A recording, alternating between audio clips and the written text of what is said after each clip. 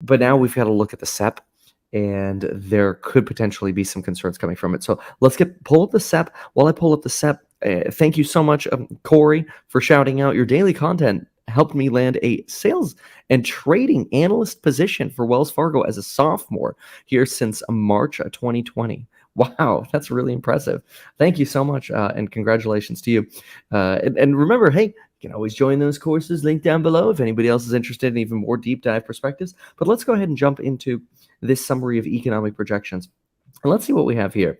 Now, this is the last summary of economic projections that we got. This is from March 2022. And what I'd like to do is mark up what are likely going to be the biggest numbers. And so the first one we're going to start with, by far, that I think everybody cares about the most from the Fed, is this item right here, that Fed funds rate. Where does the Federal Reserve think the Fed funds rate will be for 2023, 4, and 5? I actually think the Fed has this potential of doing some massive signaling right here for the end of 2023. And the reason for that is simple. At the end of 2023, the bond market still believes there's a chance the Federal Reserve is going to cut. That is, if they raise in July, the bond market is projecting the Fed is going to drop back to 5% in December. In fact, when you look at world interest rate probabilities, you see an increase going into July and a decline going into December. The Fed could absolutely destroy that by simply revising this number higher. My guess is if the Fed wanted to really price in the potential of another hike, you have to consider the following. Right now, Fed rate policy sits somewhere between 5 to 5.25. It's sort of a market-determined floating rate. And when you consider a rate increase, you would need this number to rise slightly above 5.25.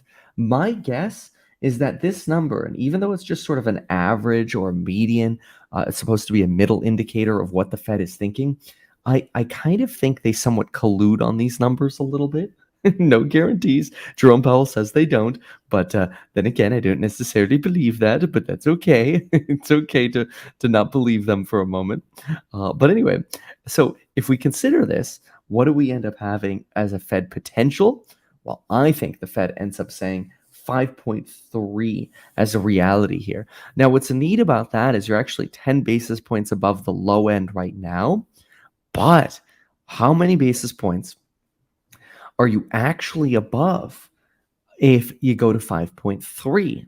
Well, you're actually only about 5 basis points above the low end if you go with 5.3, because the low end would be 5.25 on another rate hike. However, it does signal some slight opening to that potential to another rate hike. If this number does not move up to 5.3, the Fed is telling you, yeah, we're probably not going to hike. So you kind of have to see this number go to 5.3. Otherwise, I think everybody's going to call the Fed's bluff. And if the number goes down, it means you're signaling price cuts. Stocks are going to moon even more than they already have. It'd be ridiculous. I think this has to go to 5.3. Now, any number above 5.3, in my opinion, is extremely hawkish. Because if we start going to the neighborhood of 5.5, let's say, so I'll put 5.3 would kind of be like, okay, we kind of anticipated that. But if we end up going with a number like 5.5, I would probably call that a sad face, and 5.4 somewhere in between, right? From like neutral to slightly negative. But I think this number matters the most, followed by probably their projection for next year, although they've been wrong about their projections and too low about their projections consistently and historically. So I don't know that the forward projection matters too terribly much. I would probably consider maybe leaving at 4.3 the end of next year number and staying something with a slight elevated tune to the number over here on the 2023 figure. So I think this number matters a lot. I actually believe the Federal Reserve is going to signal to us that, hey, we don't have to cause as much unemployment as we previously thought. I believe the Fed's probably going to go with a 4.1 revision right here. So we're going to go from 4.5 to about 4.1, and we might see this future terminal number come down as well. This might end up being like a 4.3. So I think you'll see a softness in the unemployment rate here. In terms of GDP, you'll probably see a revision up as markets punt GDP or a recession into next year. And I wouldn't be surprised if the others somewhat stay stable, but I wouldn't be shocked to see a pump up over here. I don't think you'll see a pump down. If you see so if I had to prioritize these and I was going to give sort of a ranking as to which to pay attention to, um, well, we'll label them, but I would certainly start with the Fed funds rate. That's absolutely where I would start. Their inflation projection is going to matter, but in my opinion, not as much. Before I break down, though, the exact ranking, I just want to give you a quick breakdown on the following. This is a change that we're making. What we're actually doing is we're going with a 4-phase of price increasing here because we're getting a lot of emails at staff at Meet Kevin for the courses and people saying, hey, I'm waiting until this date to join or whatever. So we just wanted to be really transparent with what's happening in the courses. So you could see that on screen now, and then I don't have to talk about it that much. But basically, we're having 4 phases of price increases for each course. And then after those 4 phases, which would mean the base prices are going to be about $200 to $300 higher, each of these courses is getting a very large new lecture set of releases, all 3 of these courses right here. And so it'll be a pretty big deal. At least we're pretty excited about it. So anyway, I put it on screen so I can talk about it less long, just out of respect for everybody. It keeps it a little shorter, while at the same time putting that information out there for those who want it. So I think that's a little easier. But let's label this in numbers here. So top priority, I think, is this Fed funds rate. That's number one, without a doubt. Again, if they don't go to 5.3, they're signaling that they're bluffing about potentially raising rates in the future. So I don't think they can do that. The markets have reacted very negatively to a downward revision in GDP before. So it's possible that you could get a neutral response from markets if you get like a 5.3 on the future Fed funds rate, and maybe something like a 0.6, a slight revision up in GDP. That could be good. Markets like this. So I'm going to put a mark over here that markets really seem to care about this. What markets actually surprisingly don't seem to care about that much is actually, I know it sounds crazy, but rates. The interest rate expectations for the Fed have really fallen. And if we look at the world interest rate probability today, and when I say fallen, I mean they've shifted to a point where the market's not pricing in as many cuts anymore. In fact, it's gotten pretty steep. The market's almost already completely priced out rate cuts this year. I'll show this to you in a chart, which is quite remarkable. But what's really the insane part is that you have a Fed that's made it clear they don't want to cut this year. Markets transitioned from, okay, we're pricing in rate cuts to, oh, okay, never mind, we have to wait for rate cuts next year. And the market's gone up. So while the market's gone up, you've actually seen this reduction in interest rate cut expectations. Let's look at this a little more closely. So if I draw an arrow on this world interest rate probability chart, what I want you to see is that right now we're actually sitting here. Let's draw a line in it. Right now we are sitting, cut that out, there we go. We're sitting right about here right now.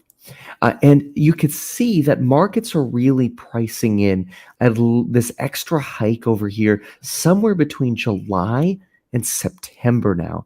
Now, I think that's actually quite interesting because previously we were not pricing in a peak here in September. Instead, you were pricing in a peak in July. And so you've actually delayed that peak to your September meeting, and your potential for a first cut between November and December, and then your larger cut where you're actually getting below 5% is being priced in for January. All of this is a massive shift from where we were during the banking crisis. Consider for a moment where we were 3 months ago today. And honestly, I think it's a little weird that it's already been 3 months since the banking crisis. I don't know what happened but time seems to be going very, very quickly this year, and it kind of feels weird. But let me show you. I'll share screen here. So let's see here. Present the other screen. Just takes me a second to pull up the other window, and then I'll have that up for us. There we go. All right. Not that one. Let's go with this one. Here we go. So take a look at this. This is the world interest rate probability chart from March. And look at this. March had a peak priced in for May, and the peak was actually below 5%. You had about a 4.95% peak priced in for May, folks. We're already above that. And look at where the cuts were priced in. The market was pricing in cuts as soon as September, and then multiple cuts. You were looking at somewhere around 1.75 basis points of, or sorry, 170 basis points of cuts, 1.7% of cuts by January. This is insane. I mean, the fact that we went from this crazy amount of cuts to quite literally no cuts this year, a terminal rate now either in July or in a terminal rate in September, and the market's gone basically straight up over that time frame. Folks, it's nuts. And it really actually goes to show you that markets right now don't really care about this terminal interest rate or the higher for longer regime. I think markets are realizing inflation is gone. We're not expecting a Paul Volcker. Sure, things might stay higher for longer, but we're almost okay with that. Look at the NASDAQ. Look at where we sat on March 14th. Right here in the middle of this chart is where we were pricing in 170 basis points of cuts by the end of the year. Now we're pricing in no cuts by the end of the year, and we're pricing in that we still don't have a terminal Fed funds rate. And where's the market? Oh, don't mind us. It's only 20% higher than where it was over here. Look at that. We were at about 300 on the Qs here, and now we're sitting at 363. That's over 20% higher, despite the fact that the market has unpriced all of those Fed rate cuts that were priced in for this year. That's insane. By the way, that website there with the chart is Webull. If you want to join Webull, get yourself 12 free stocks by going to meetkevin.com/free. All the affiliates are linked down below. That is a paid promotion.